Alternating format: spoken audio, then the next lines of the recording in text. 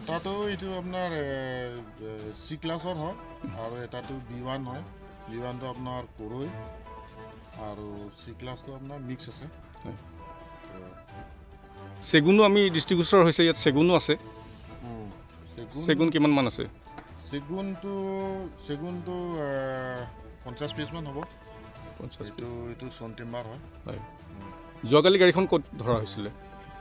যোৱাকালিতো আমি বিৰলা ওচৰত ধৰিলোঁ। গাড়ীটো দলদলি ৰিজাৰ্ভৰ পৰা আহি আছিলে।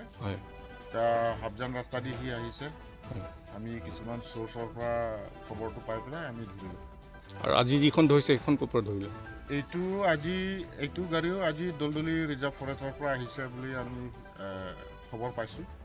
তাৰপিছতে আমি ডিফু টাউনতে ধৰা হ'ল, DAV স্কুল ওচৰতে আমি ধৰিছোঁ। এইটো দলদলি বনাঞ্চলখন কোনটো ডিভিজনৰ আণ্ডাৰত পৰে? এইটো আমাৰ ৱেষ্ট ডিভিজন পৰে। ৱেষ্ট ডিভিজন পৰে। মানে বৰলাংফাৰো ইয়াৰ একেই পৰে নে? বৰলাংফাৰ নহয় এইটো। বৰলাংফাৰ নহয় ন?